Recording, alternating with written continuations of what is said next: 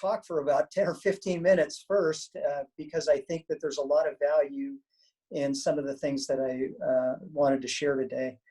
You know, as you noticed, I'm on a shavecation right now, and it's been about 3.5 weeks where I haven't shaved, just had to trim a little bit around the mouth so I didn't get Wait, Rocky, I'm on a haircation. My hair is 2 weeks past the haircut.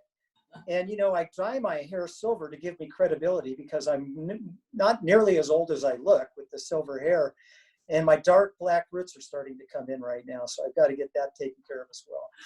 So I want to start off with just a quick little exercise right now that I'm going to share with you some information today that's going to be worth more than $1 million in your future career.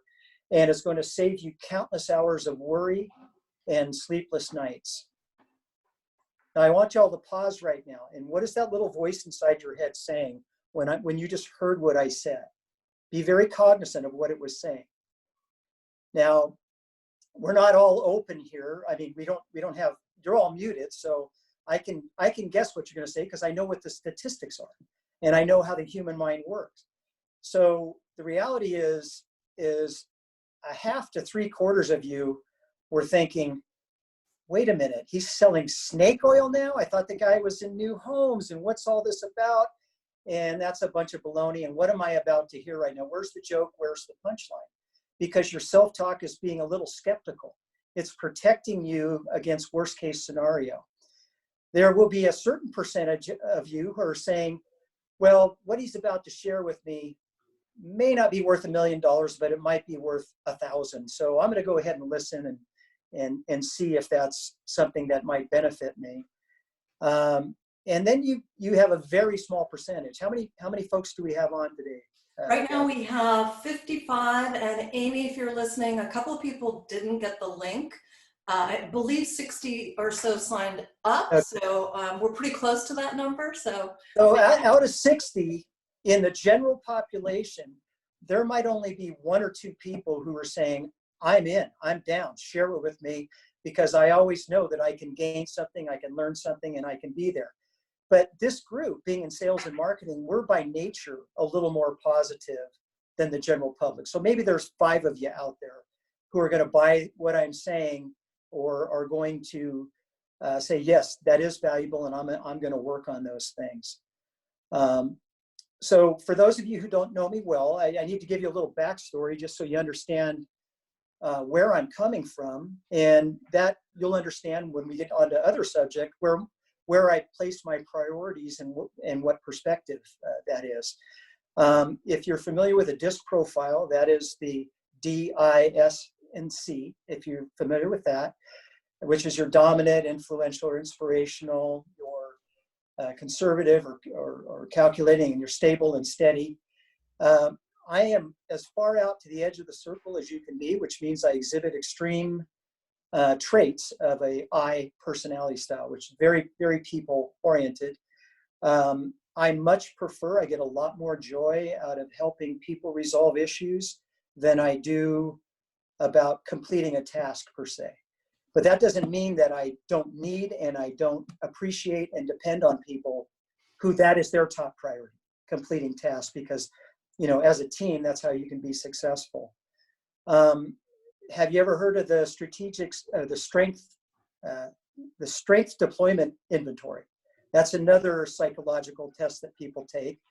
And those of you who've taken that, you might relate to this, that they classified me as an assertive nurturer, which means I'm going to try to help you whether you want it or not. And I might not take no for the answer. So just that gives you a little background. I'm a student of human behavior, and I've always been fascinated on why certain people seem to be generally happy and other people seem to be generally always finding the problem. And they're always, you know, wallowing in the thing that's going wrong. Many years ago, I made a conscious decision to go out and find joy in every day and to focus on the things that brought me joy and really things that I was grateful for and the good things out there. Consequently, after years of training my mind, I never have a bad day. So you know, you hear some people, oh, I'm sorry, I was having a bad day.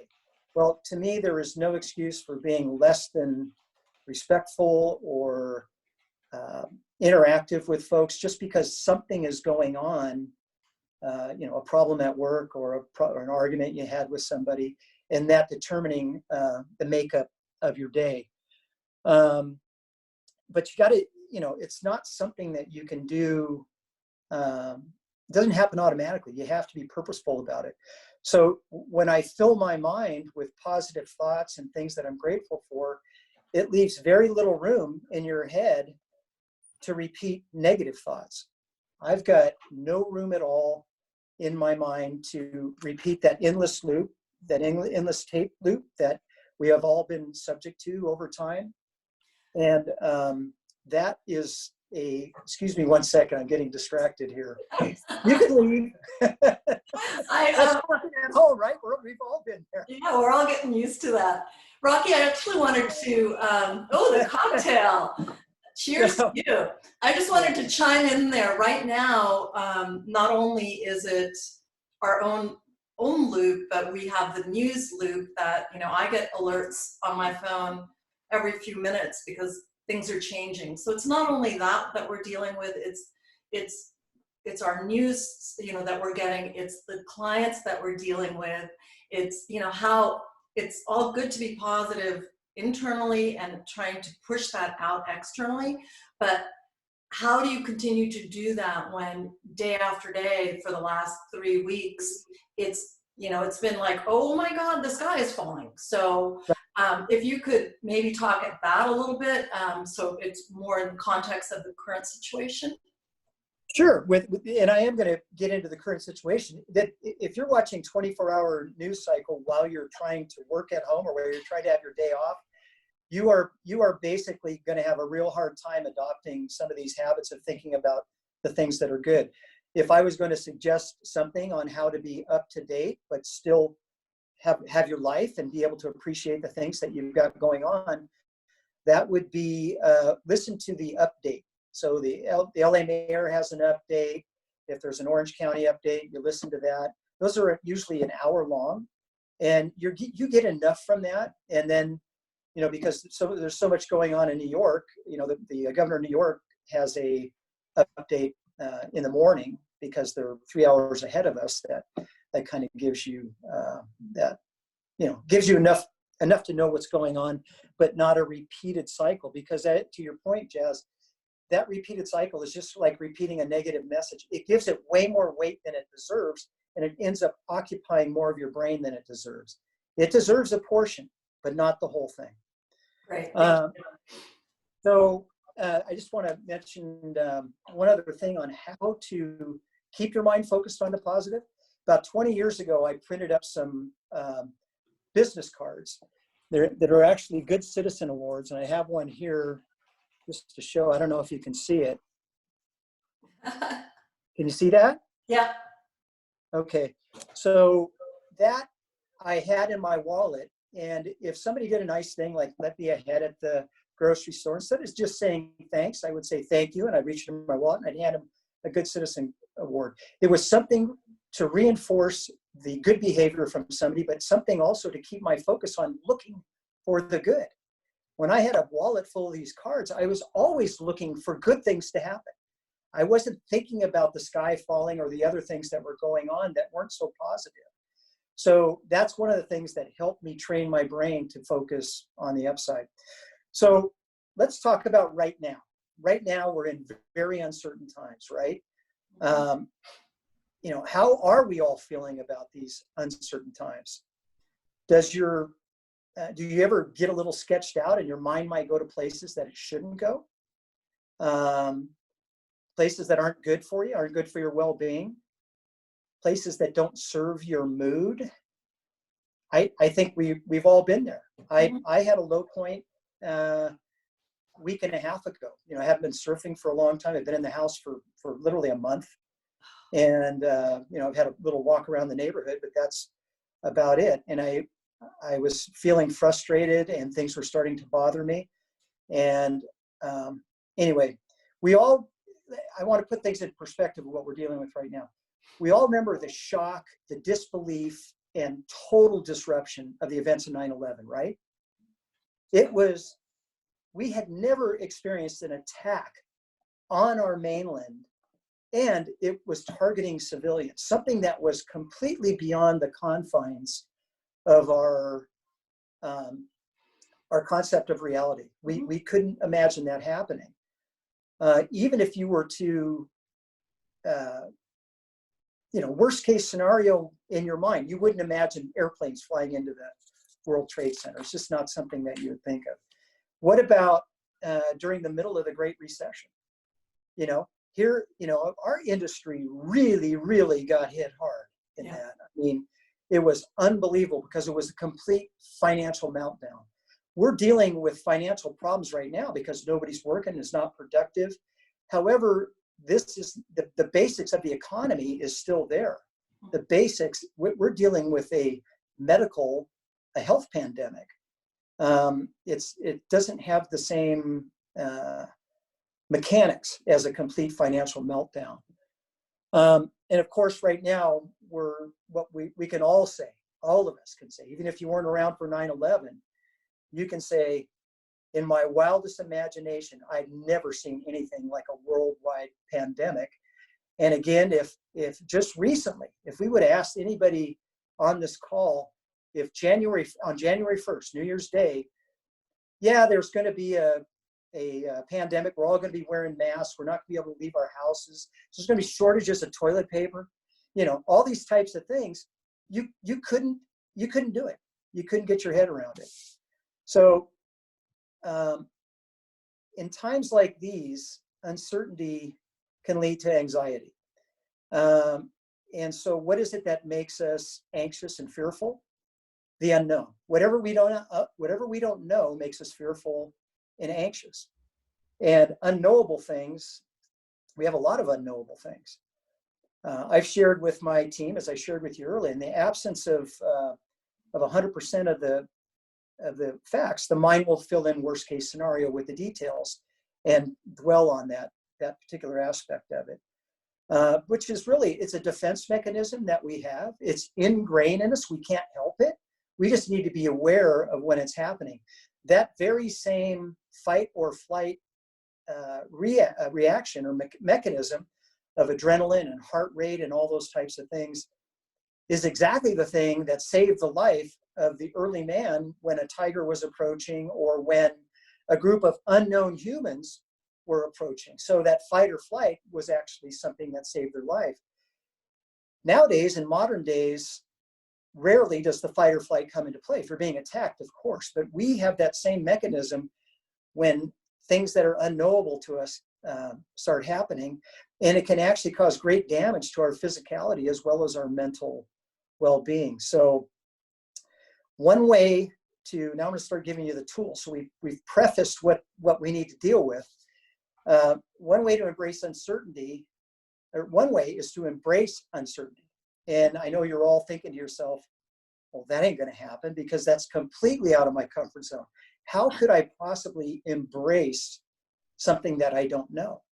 Well, when you think about it, reality is uncertain. Our day-to-day life is uncertain. Reality is not a constant. It's a flowing, changing. It's not consistent, nor is it solely based on whatever the previous history was. Some of it is, but not always. Think about it. The constant changes in everything that you've seen over the past 5 years. So are you all shopping the same way that you shopped 5 years ago? Maybe some of the early adopters in here were buying everything online 5 years ago, but a lot of people have exited retail over the last, I would say, 3 years. And the changes are too numerous to mention, but change is always coming. If your thoughts are always consciously and subconsciously seeking certainty to get your comfort and relieve anxiety and fear, you're going to have more anxiety and fear because certainty is not something that you can have. So we need, what's that? You're going to say something? No, go ahead. Continue. You're on the roll. Okay, so we need to learn to not automatically perceive change as a threat. Be aware of the fight or flight mechanism kicking in and realize the flowing nature of it, and realize and accept that the future is always uncertain and always unknowable. Accept change and don't be surprised by it. Now, so those are the things, and those are some of the tools, but the key thing is, just as we bounce back from other things that have happened in our lives, bouncing back from this is going to be the key. So I want to talk a little bit about resiliency and how important that is to your peace of mind and to your productivity. Just as we were able to bounce back from 9/11 and the Great Recession, our resiliency will bring us back even stronger from this experience that we're going through right now. If anybody cares to know the definition of resiliency, the capacity to recover quickly from difficulties or toughness. So it's really important when we're dealing with something like this to be able to bounce back. It's important to our quality of life that we all look at ways to stay resilient. If you're feeling down a little bit, give yourself a checkup from the neck up, change your stinking thinking, start thinking about the things that you're grateful in life for, start thinking about the things you're thankful for, and that will help shift that away. Did you know that resiliency is not a DNA trait, even though some people seem to be more resilient than others? It's actually a skill that we all can improve and learn from and get better over time. With practice. Again, it's not going to happen automatically. You have to be intentional about being positive. You can improve your resilience by thinking and acting in certain ways to increase those skills. And you don't have to reinvent the wheel. You don't have to take this as if I've got to be the first person to figure out how to be resilient. What you need to do is you need to model the most resilient people. And what do the most resilient people do? They realize that, excuse my expression, but shit happens. And, they don't look for things to go wrong. They don't want things or hope for things to go wrong. And they're definitely not pessimists, but they realize that their plan is not always going to go as planned. And there will be need for modifications and adjustments, and they put them in play, and then they move forward. They accept. Sorry, Rocky. Pardon me? I'm going to interject so that we can, because these are tools, and I know I've talked to, sales managers, et cetera, are as early as, or as little as 2 weeks ago, grand openings were still being held. So how do you address the fear that you have that, hey, I had to work that grand opening. I had to, try and social distance myself from people, but there are still people who are clamoring to buy homes, which, you don't see them, lining up or anything like that. But I have heard stories where people are very concerned about, I'm on the front line. It's all good to have a mental great attitude, but I'm scared physically. Well, I totally understand that. And you're preaching to the choir on that one, because I was probably the first person in our group to raise my hand and say, we shouldn't do this, we shouldn't do that.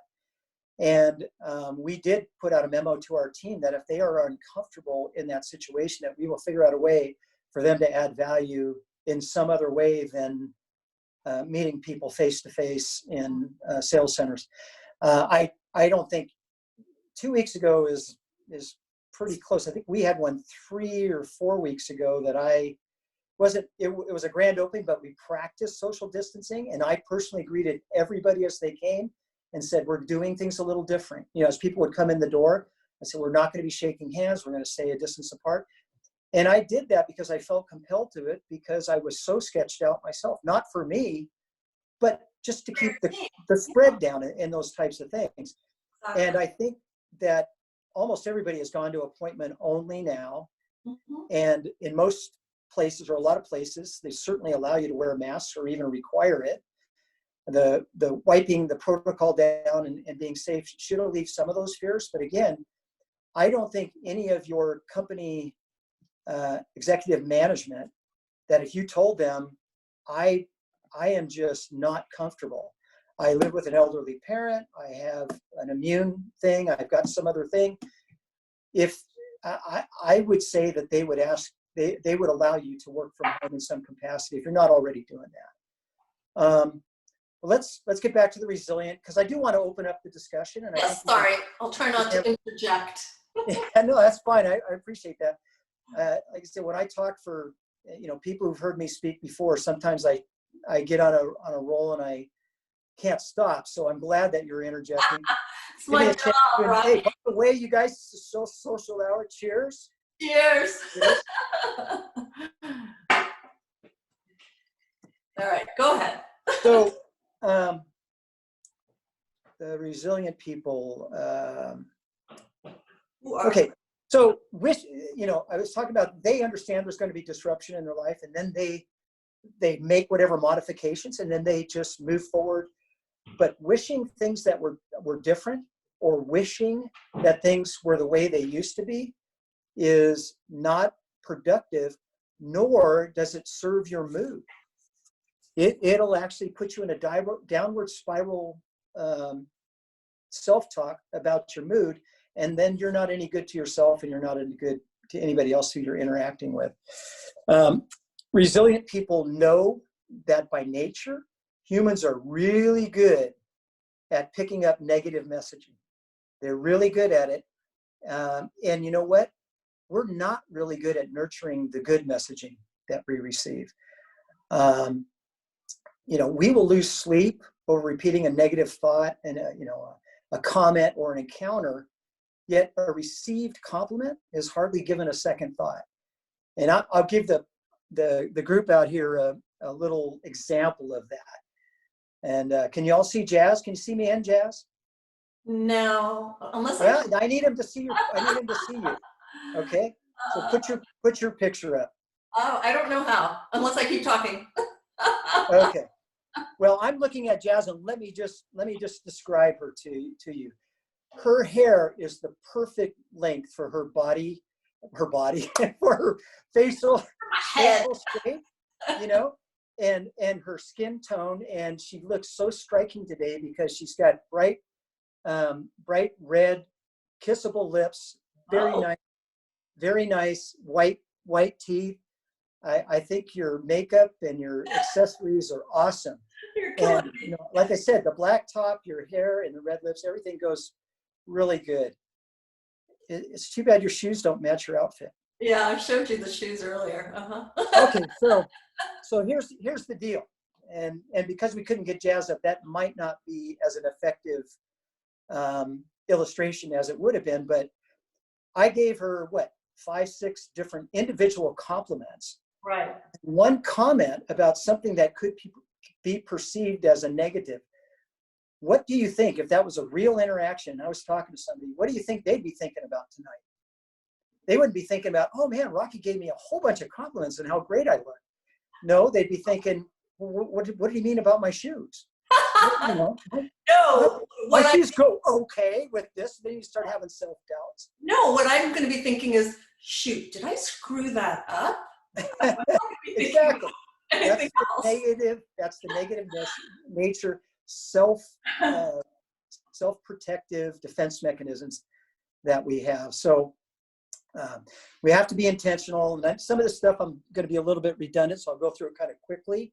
But what we don't want to do is we don't want to lose sight of the positive things in our life because we're spending too much time focusing on whatever's bugging us or whatever the thing that's not going right is. So be very aware of that. And, it's so easy for us to focus on what we've lost. And when I had my down moment, I had to give myself a checkup from the neck up and say, Rocky, you're not even practicing what you preach. You preach this all the time to the sales team. And now you're down because you can't go surfing, or you're down because you couldn't go swimming because they didn't fix the pool heater. It's just, and I'm thinking, but I'm here and I'm so thankful for everything else that I've got going on. And boom, all of a sudden your mood shifts and you feel better. Here's a big one. If you want to take away anything, I've talked to my team in the past about doing success journals or writing down things that they're proud of. Resilient people write down 3 good things that happen each day. This keeps the focus positive and helps balance the negative by nature tendencies in our brain. So people, you've heard the saying before that people will find what they're looking for. And it is so true. And with this card, I found myself always looking for good things. And by the same token, you will have people that are looking for the thing to go wrong.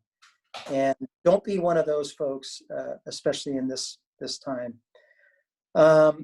Resilient people are aware of their thoughts and actions, and whether those thoughts and actions are helping or hurting their mindset, their mood. If they're holding on to resentment or a grudge or anger, they're aware that these things do nothing to serve their well-being. They know that releasing those, not holding on to grudges, not holding on to anger, not holding on to resentment, and instead focusing on forgiveness and gratitude, improves their mood and well-being.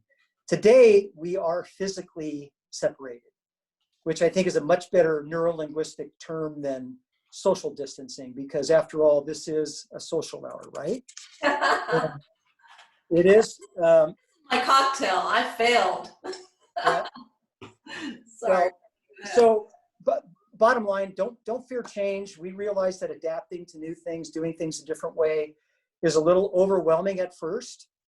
But after time, it's going to become completely natural, just as, let's say, washing your hands 30 times a day has become a natural thing for us. And by the way, those of us who are not germaphobes ahead of time, at least now we can have some empathy for those who were germaphobes way back in the day.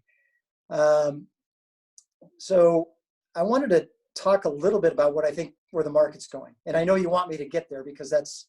I definitely do, but just back to, real quick on back to tools. I know Brookfield a bit ago, not that long ago, it's very new, rolled out My Time Tours. Have you seen an uptick in the use of that? Yes, I'm going to talk all about that. Okay, I'll stop asking questions then. These are the questions people have on their mind.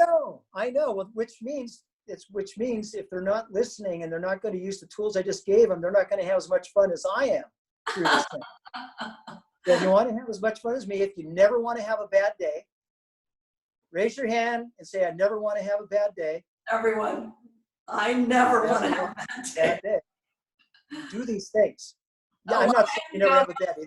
There are tragedies that happen, of course, deaths and different things that happen in your loved ones and families. I mean, you can't whistle your way through that one. But I'm talking about the day-to-day trials and tribulations that set our mood and our tone. What do I think? Where do I think the market's going right now? We really, I think we're about to go into the second phase of this whole homestay lockdown. I know that certain countries are looking at lifting the restrictions. I know, and even in Wuhan, they've got businesses opening and that sort of thing. But here, I think we haven't reached that pig in the python yet. Our cases are still going up, and even when the cases start going down, what will happen in reality is that the death rates will go up, because it's those people who've been in the hospital for many days and eventually maybe not make it. So we got a way to go on this. And so I think from our perspective, we need to think about this, that we're in like the pig going through the python, and it's not quite, we're only seeing a portion of it. It's going to swell a little bit before it gets better. And I predict that there's going to be a dramatic slowing of appointment-only showings, of sales, of new reservations, and those types of things, as more and more people become a little more fearful of the unknown because they don't know what their employment situation is. They don't want to venture out, even if it's by an appointment-only situation, or even if it's a My Time tour, which we'll talk about that in a minute.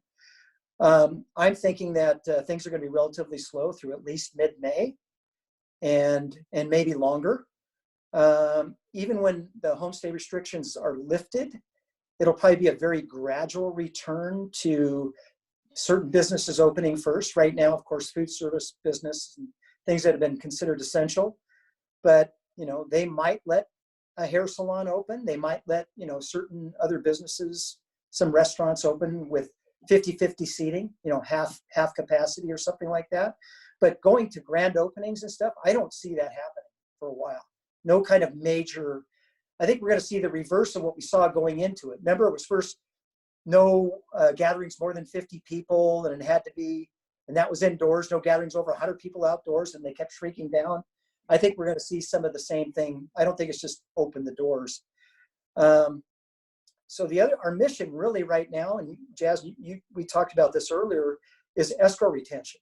You know, a save is a sale. And that's the way it was during the Great Recession as well, when we saw this flood of cans coming in. It's like, I didn't get any sales this week, but I saved 2 cancellations, and that was an attaboy and a pat on the back. So we're going to be looking at, and we're going to, you know what, we're going to still generate sales. We're going to be highly dependent on virtual and remote tools. And, you know, so they've been saying forever that our industry was way overdue for disruption, because all the other industries I mentioned earlier, retail and everything, has been totally disrupted. And they kept saying, boy, the real estate industry.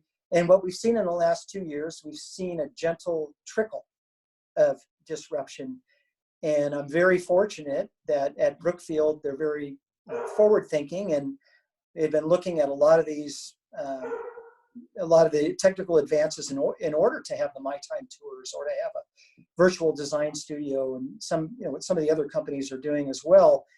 And so the same company that was dragged in, or it's not the same company, the same industry that was dragged to the technology table kicking and screaming, has now been forced really to wholeheartedly embrace this disruption and change to the industry. And you know what? We are very, very thankful for the tools that we have. And and so those of you who don't have them yet, you need to get them as soon as possible. And don't think, you know, if your management is thinking about it's a short-term fix and we're not going to need it in 6 weeks, think again, because things are never going to be business as usual. Things will not go back to the way it was before. So instead of business as usual, I want you to think in terms of business as virtual. And I was one of the guys who was dragging my feet a little bit, because I place so much value on the interpersonal relationships and being able to meet with people face to face. And I just couldn't believe that could be replaced in any way through technology or virtual interactions. But I was becoming a fan, because we had gotten some success through our My Time tours. And now I'm just so thankful. And when you think about things to be grateful for, I am so grateful that others in our company saw that there was value to this, and they pushed the initiative forward. And we were very fortunate. Our Southern California division was able to pilot some of these programs. So we're a little bit further ahead in some cases than maybe some of our other Brookfield divisions across North America. So we're going to be talking about a lot of things today. Change is one of them. Don't fear change. One of the things I'm sorry, I just wanted to point out the disruption can be definitely a positive, which I love that you said that, because it's forcing us to move in the direction that we should be going, and not letting it's a disease that's disrupting us, but not, you know, Facebook coming in and saying we're building houses or whatever. We've been talking about technology companies coming in. I recently read an article that Kantar put out. It's on LinkedIn, but I can, you know, share it. And the other perspective was that, not perspective, they did a ton of research. They're a research company. And the consumer at this time, this was yesterday that I read it, and I think it might have come out last week, the consumer is more concerned about the disruption to their life than to getting disease. So there's a little bit of a different kind of disruption of our life, as opposed to this positive disruption that's happening, which I see as positive disruption in the industry. Well, I heard a podcast the other day. It was from the sports psychologist for the U.S. women's soccer team, which, you know, they were Olympic champions and World Cup champions. So Carol Hackett, is her name. And she had a lot of good tools, but one of them was, what are you going to do during this time of sequester, being at home and not being able to do some of the other things, to come out the other side as a better person, to come out the other side as, whether it's learning how to play the ukulele or reading a couple of extra books or sewing masks for people who don't have the ability to do that. What is it that you're going to do? And when you focus on what you can do for others, or how this disruption is actually going to improve the rest of your life, and it's not just focused on this thing that I've lost and this thing that's happening to me, I think that's definitely a benefit. It gave me some additional things to think about. So as you continue, people are asking questions, and I'll try and answer them, everyone on the chat. And if not, we'll get to it towards the end of the discussion. Okay, did you want me to give a little overview on My Time? Yes, please. That would be wonderful. So My Time is a Brookfield initiative that they piloted first in Washington, D.C., our Virginia division. And they were doing it on their production homes, or they use different terminology back east. So they would call it their spec homes, or homes under construction that were locked for after hours tours that people could come and see them. And I was going, no, how are you gonna have a customer walk into a home that has a hole in the drywall and the paint hasn't been touched up and there's scratches on the cabinet, and you're not there as a sales professional to help explain and fill in the blanks, instead of their mind going to worst case scenario that, it doesn't look like they have very good quality here. But we saw what they had how they had utilized the tool. We thought, well, there's got to be a way that we can utilize this tool and make a higher and better use of it.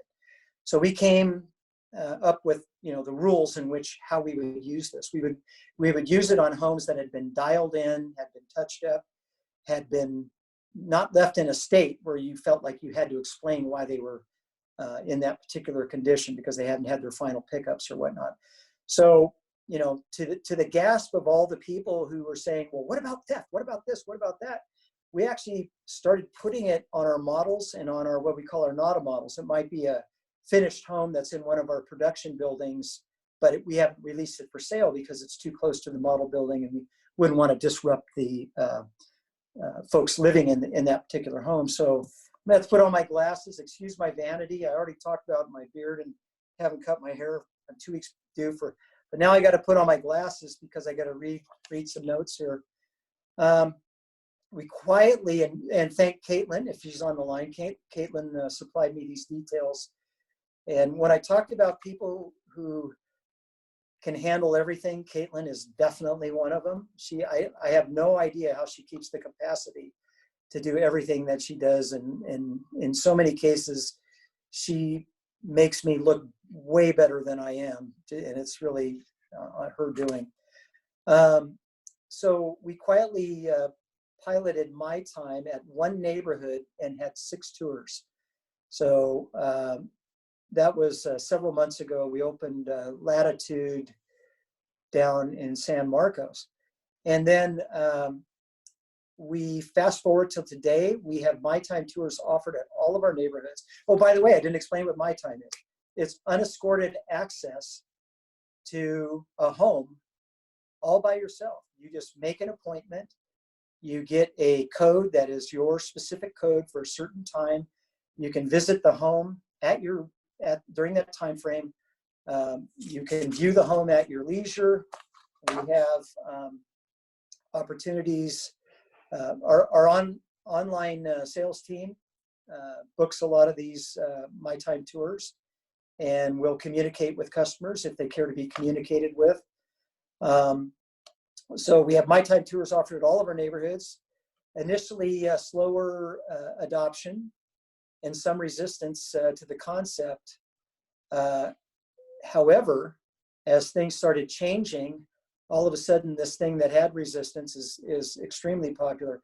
We had 140 tours and 4 sales from My Time tours and a handful of loan applications based on people seeing the model or seeing a production home and not a model, or maybe a home that was completely finished with carpeting and everything that was released unsold.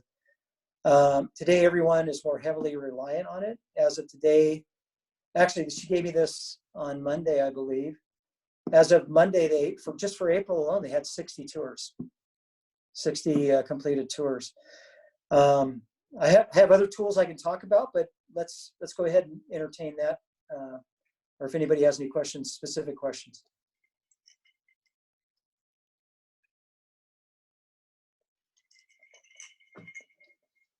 You're on mute. Unmute. Unmute myself. There we go. Oh my God. That's why you got to have this long, no.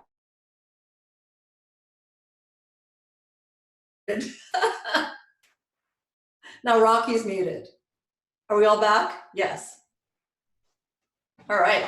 Okay, so let me just, oh, thank you, Lisa Parrish, for getting me unmuted, and Rocky as well.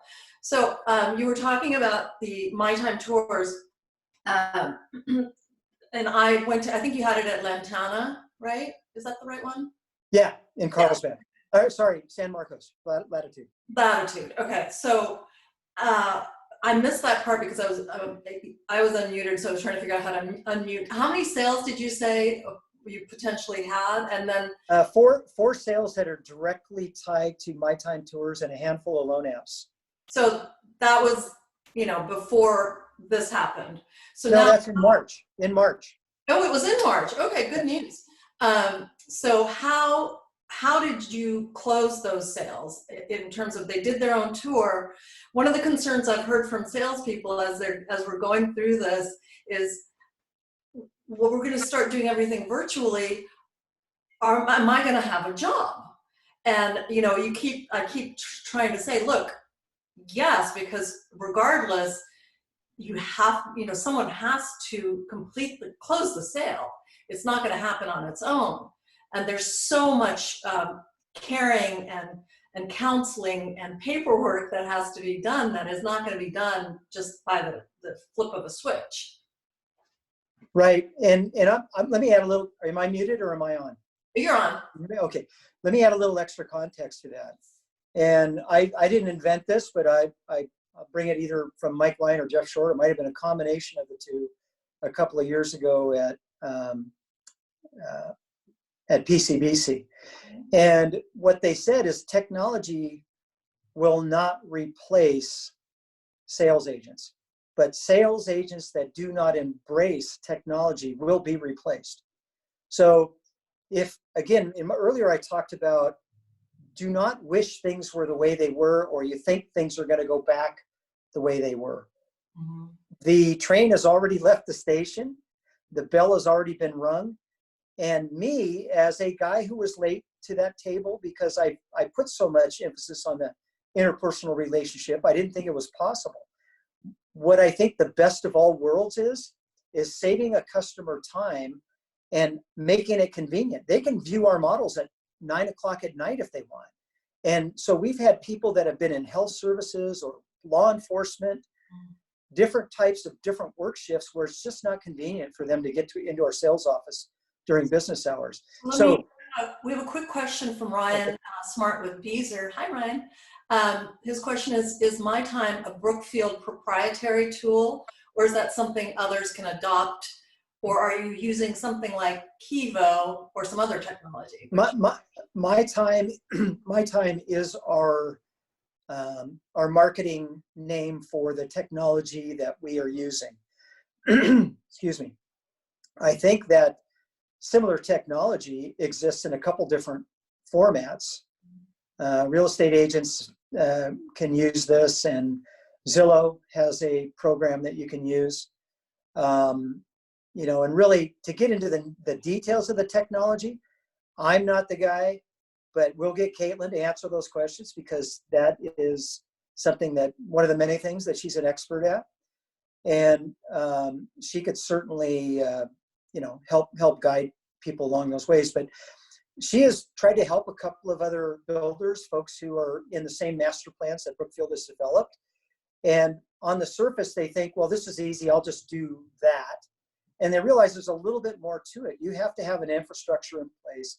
Right. And you have, we're very fortunate in that when we went to the connected home, we actually hired a fellow to kind of manage that. And he's morphed into, he's actually working for Caitlin in marketing now and doing full-time, you know, kind of setting up our homes in the my time genre. But it is something that certainly everybody else could do, but not necessarily exactly like we're doing it. Got it. So another question, this is from Joanne Williams. Do we still think that buyers want to validate their decision to buy by meeting with someone to help them finalize their choice? And Absolutely. I think it goes back to sales. No, absolutely. And you know, all of you in sales and marketing know that the initial sale is only the first sale that you'll make during the period of the time when those folks are building that home. When you're going through a 4-month escrow, or in some cases a 6-month escrow, you know that we are reselling and revalidating that purchase time and time again. And it's only through that interpersonal relationship that we actually have the trust account, the emotional bank account, to be able to have any influence on them. If everything's done 100% virtually and they're having second thoughts about their decision, how is a virtual tool going to remind them of the reasons they bought in the first place? How is that virtual tool going to have real human empathy? One of the things that I didn't mention in my earlier discussion, but is something that I'm also passionate about, is that our huge edge over all technology, no matter what happens, we've all heard about IQ, right? IQ is the intelligence quotient. Emotional intelligence has been around for 20, 30 years, talking about how important it is to be emotionally intelligent and pick up. But LQ, the love quotient, which was actually coined by Jack Ma, the former CEO of Alibaba, is the innate, unique, completely human love quotient of being able to actually feel someone else's emotions and be able to empathize with them and be able to understand why they're feeling a certain way. A machine can't do that. Robots can't do that. There's a lot of things that robots are going to replace. They will replace administrative work because they're going to be quicker and they're going to be more accurate at it. But the type of work that we do with interpersonal relationships, it's irreplaceable. Good, great questions here. I have to be vain and not vain. I don't know what it is, which one it is, and put my glasses on too, because this is like really small font here. So Caitlin chimed in, no damage to any model so far. Technology only supplements the shopper's experience, but it'll never replace the sales team. So I think we got to get Caitlin on here in the next couple of weeks to get us dialed in a little bit.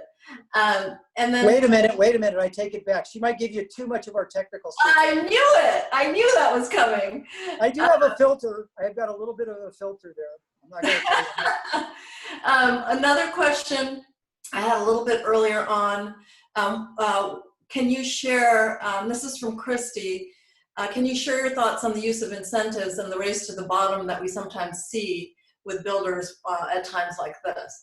I just say that, again, I think it was in the Myers presentation today. So again, we'll share that with everyone.